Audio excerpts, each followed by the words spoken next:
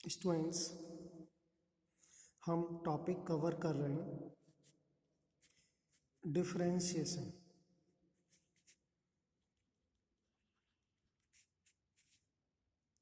या differential coefficient of a function. देखिए कुछ और फॉर्मूले हम लिखते हैं। D upon D x a की power x,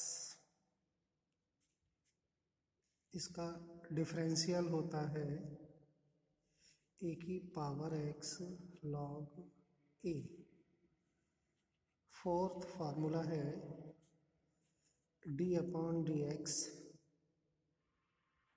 log x base e, log x base e, इसका डिफरेंशियल होगा 1 अपॉन एक्स।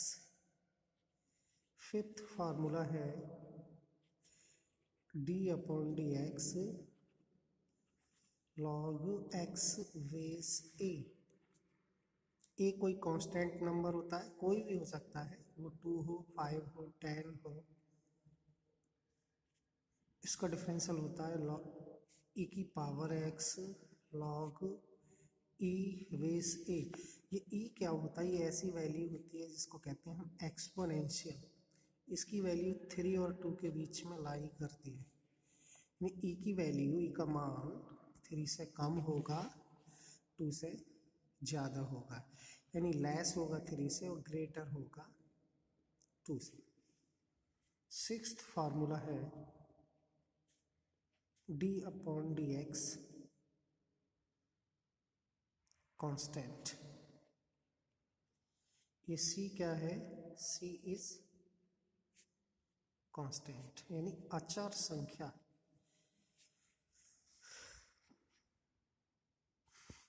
तो ये 6 फार्मूले डिफरेंशियल के, जिसमें फर्स्ट फार्मूला हमने बताया था d upon D x x की पावर एन, एन एक्स की power n minus 1। Second formula था d upon D x e की power a x is equal to a e की पावर ए एक्स। ओके, तो ये differential 6 function है। A की power x, x का function है, इसका डिफरेंशियल ए की power x log a, differential log x base e का फॉर्मूला है इसका 1 upon x, log x base a का फॉर्मूला है 1 upon x, log e base a differential constant number का 0।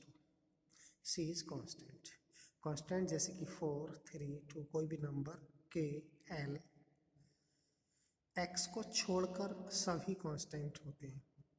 अगर यहाँ एक्स वेरिएबल है तब एक्स को छोड़कर जो भी आएगा, अगर हम ये कहें ए तो ये कांस्टेंट है, लेकिन ए की पावर एक्स कंप्लीटली एक फंक्शन हो गया।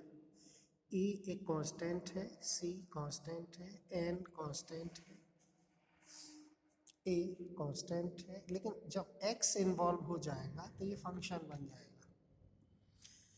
तो फंक्शन के 6 फंक्शन है हमारे, इसके डिफरेंशियल्स के फार्मूले हमने बताए और इन 2 पर हमने क्वेश्चन भी सॉल्व किए। देखिए कुछ और क्वेश्चन सॉल्व करते हैं।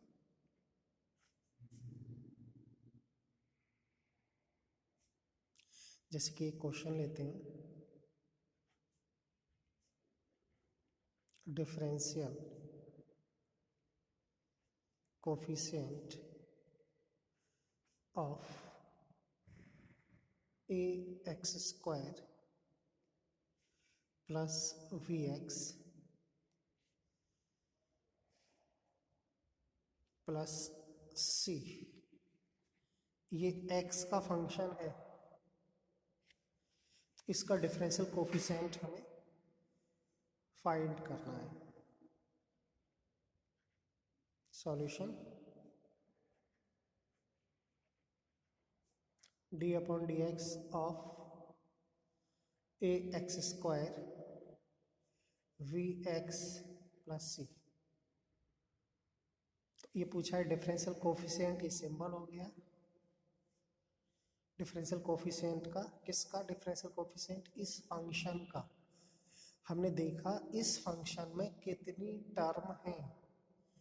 अगर एक टर्म होती है तो डायरेक्टली फार्मूला यूज़ कर लेते हैं, लेकिन इसमें हमने देखा कि एक टर्म ये है, सेकंड टर्म ये है और थर्ड ये, यानी 3 टर्म है।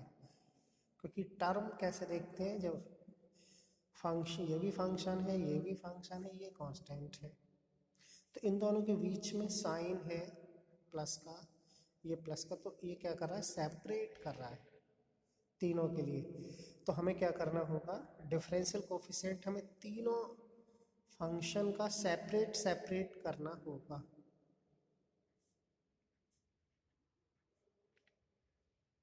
तो D upon D X V X का, D upon D X C का। आपने यहाँ देखा कि डिफरेंशियल कोफिशिएंट कंप्लीटली इस फंक्शन का हमें फाइंड करना है, चूंकि ये फंक्शन 3 पार्ट में 3 टर्म में डिवाइड है। तो हर टर्म का हम सेपरेट सेपरेट डिफरेंशियल करेंगे। डिफरेंशियल कोफिशिएंट ऑफ फर्स्ट ये term, differential coefficient of second term, differential coefficient of third term. ठीक है, अब यहाँ देखें, इसमें एक्स स्क्वायर के साथ मल्टीप्लाई में ए है। ए क्या है, एक कांस्टेंट है। एक्स स्क्वायर क्या है, एक फंक्शन है।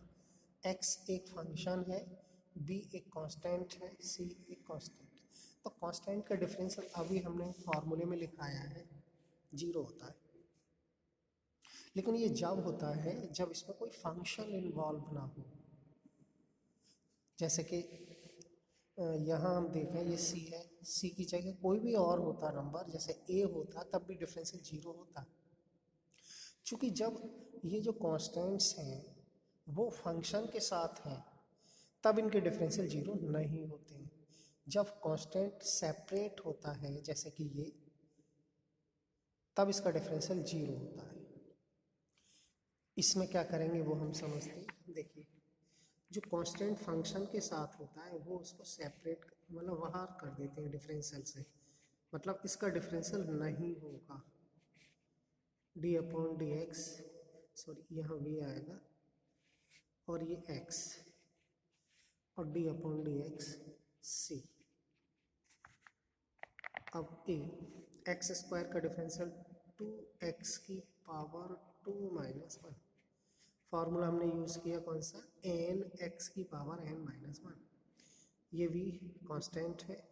एक्स का डिफरेंशियल, एक्स पर एक्स का डिफरेंशियल 1 होता है, ये डायरेक्टली याद करना है। जैसे ये dx हो गया और ये भी dx, dx से dx कैंसिल, क्या आएगा 1। या हम कहें एक्स का डिफरेंशियल बताइए 1 होता है, सी का 0 होता है।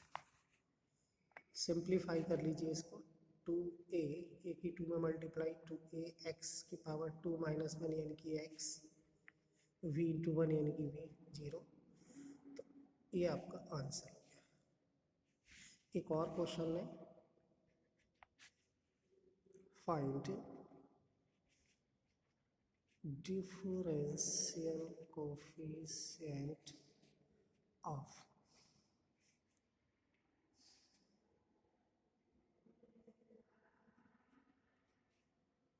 Three upon x square plus log x base e plus e की पावर 4x। तो इसमें फंक्शन 3 है और तीनों डिफरेंट डिफरेंट है। ये e की पावर का फंक्शन है, ये log का फंक्शन है, ये x का फंक्शन है, x की पावर का फंक्शन है। तीनों में फार्मूले डिफरेंट लगेंगे और तीनों का डिफरेंशियल हमें सेपरेट सेपरेट करना होगा। देखिए, d upon D x 3 upon x square log x base e की पावर 4x। क्या करेंगे, d upon D x 3 upon x square d upon D x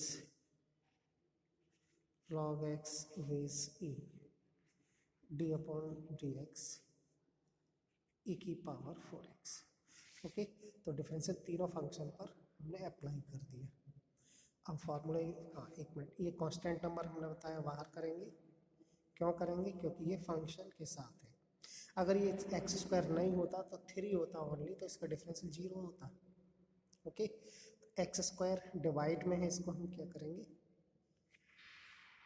numerator में ले जाएंगे, ऊपर -2 हो जाएगी पावर, और d upon D x log x base e d upon D x e की पावर 4x 3, इसका डिफरेंशियल n मीन्स -2 x की पावर -2 -1। ओके, इसका डिफरेंशियल हमने डायरेक्टली बताया 1/x होता है, e की पावर 4x का 4 e की पावर 4x होता है। यानी कि e की पावर ax वाला फार्मूला यूज़ करेंगे। यहाँ क्या होता है, a e की पावर ax, तो a यहाँ पर कितना है 4। ये सिंपली डायरेक्टली फार्मूला, आप देखना अभी फार्मूला हमने पीछे लिखा है ये। ओके, e की 4x वाला ये, इसमें ये हो गया 3 की -2 में मल्टीप्लाई -6 x की पावर हो गई -3 1/x 4 e की पावर। बस सिंप्लीफिकेशन होगी, चाहे बस इतना कर सकते हैं। ये x की पावर -3 है, ये 6 की डिवाइड में ले जाएंगे तो 6/x की पावर +3 हो जाएंगे। ओके,